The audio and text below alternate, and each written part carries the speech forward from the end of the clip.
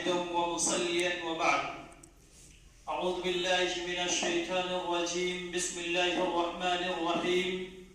هو الذي بعث في الأميين رسولا منهم يتلو عليهم آياته ويزكيهم ويعلمهم الكتاب والحكمة. محترم مہمانان اعظام، دیگر اساتذہ اکرام اور میرے پیارے بھائیوں،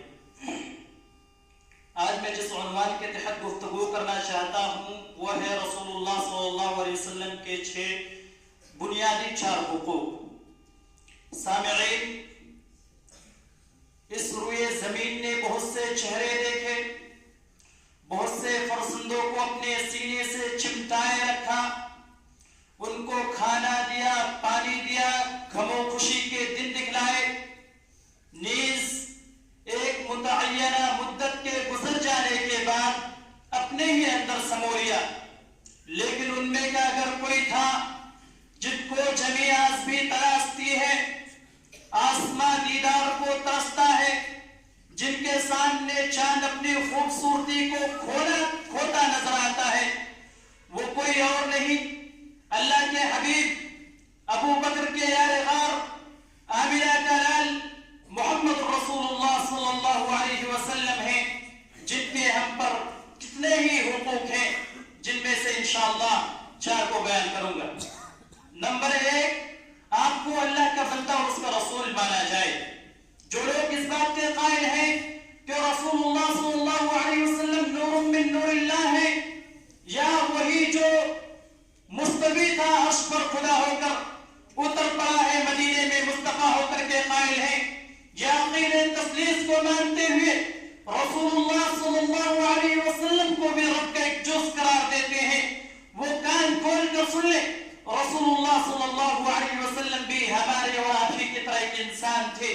اللہ رب العالمین کا فرمان، ما كان محمد ابا احد من رجالكم ولكن رسول الله وخاتم النبيين۔ اسی طرح سے اس بات پر بھی ایمان لایا جائے کہ رسول اللہ صلی اللہ علیہ وسلم اللہ کے رسول ہیں۔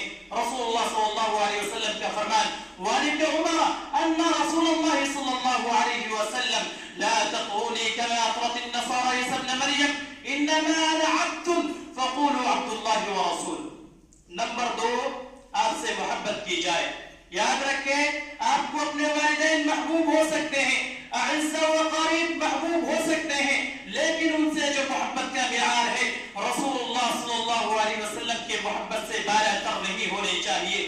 اللہ رب العالمین کا فرمان، قل ان كان آباؤكم وأبناؤكم وإخوانكم وأزواجكم وعشيرتكم وأموال اقترفتموها وتجارة تخشون كسادها ومساكن ترضونها أحب إليكم من الله ورسوله وجهاد في سبيله فتربصوا حتى يأتي الله بأمره والله لا يهدي القوم الفاسقين۔ نمبر 3، رسول اللہ صلی اللہ علیہ وسلم کی اطاعت کی جائے۔ رسول اللہ صلی اللہ علیہ وسلم سے محبت کا تقاضا یہ ہے کہ رسول اللہ صلی اللہ علیہ وسلم کی اطاعت کی جائے۔ قال الشاعر، لو كان حبك صادق لطعته ان المحب لمن يحب مطيع۔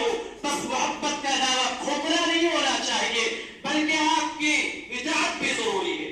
اللہ رب العالمین کا فرمان، یا ایھا الذین آمنوا اطیعوا اللہ واطیعوا الرسول واولی الامر منکم فان تنازعتم فی شیء فردوه الى اللہ والرسول۔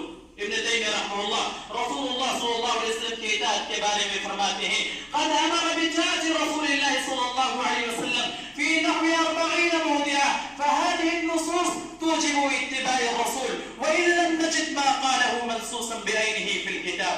اس کے باوجود بھی اگر کوئی شخص رسول اللہ صلی اللہ علیہ وسلم کی اطاعت نہیں کرتا تو اللہ رب العالمین کے فرمان کو یاد رکھے، فَلْيَحْذَرِ الَّذِينَ يُخَالِفُونَ عَنْ أَمْرِهِ أَن تُصِيبَهُمْ فِتْنَةٌ أَوْ يُصِيبَهُمْ عَذَابٌ أَلِيمٌ۔ نمبر 4، رسول اللہ صلی اللہ علیہ وسلم پر درود و سلام پڑھا جائے۔ اللہ رب العالمین کا فرمان، ان اللہ وملائکتہ یصلون علی النبی یا ایھا الذین آمنوا صلوا علیہ وسلموا تسلیما۔ رسول اللہ صلی اللہ علیہ وسلم کا فرمان، ان من افضل ایامکم یوم الجمعہ فیہ خلق آدم وفیہ النفخہ وفیہ الصاعقہ فاکثروا علی من الصلاة فیہ فإن صلاتکم معروضة علی۔ آخر میں اللہ رب العالمین سے دعا ہے، کہی گئی بات باتوں پر مجھے اور تمام لوگوں کو عمل کرنے کی توفیق عطا فرما. آمین. وآخر دعوانا رب العالمین والسلام علیکم ورحمۃ اللہ وبرکاتہ.